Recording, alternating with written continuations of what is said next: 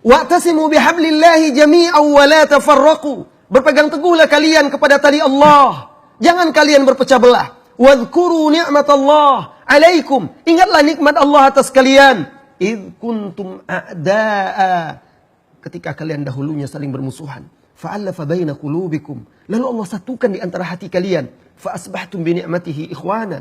Maka dengan nikmatnya kalian menjadi bersaudara. Wa kuntum ala syafa jurufin. Ala syafa hufratin minan nar. Dan kalian dahulunya berada di tepi jurang api neraka. Fa'anqadhakum minha. Lalu Allah selamatkan kalian darinya. Manusia awalnya berada dalam kejahilan. Bahkan Anda ketika lahir tidak tahu apa-apa. Allah yang mengajarkan kepada Anda pengetahuan. Allah yang memberikan hidayah. Allah yang mengilhamkan kepada Anda agar bisa berjalan. Bisa berbicara.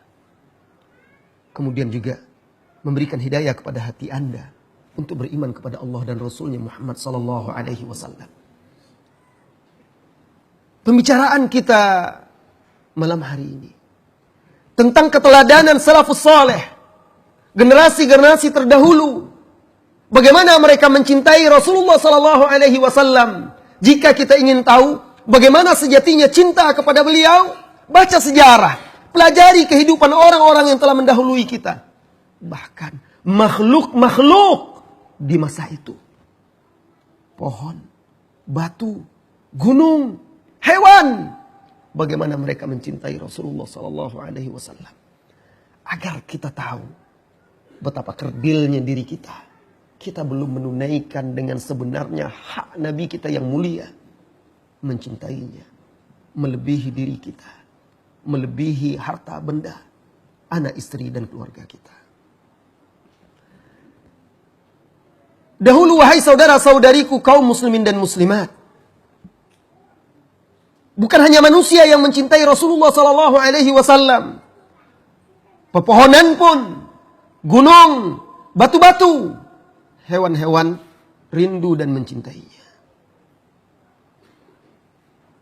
Kita akan berikan contoh beberapa di antaranya. Sebelum kita berikan contoh cinta dari kalangan manusia kepada beliau. Yang pertama, pohon korma menangis karena rindu kepada Nabi Muhammad SAW. Anda saudaraku, kalau belum pernah meneteskan air mata karena rindu kepada Nabi Muhammad SAW, Anda belum merasakan indahnya cinta kepada beliau. Anda barangkali telah menangis karena rindu kepada anak Anda yang berpisah jauh. Anda barangkali menangis karena berpisah dengan orang tua yang meninggalkan dunia fana. Anda barangkali menangis karena istri Anda. Rindu kepadanya karena suami Anda. Atau orang-orang dekat Anda. Tanyakan diri kita. Pernahkah kita satu kali saja menangis karena berharap, rindu untuk bersua dengan Rasulullah SAW? Dengarkan ini wahai saudaraku, saudariku. Dengarkan dengan hati sebelum mendengarkan dengan telinga.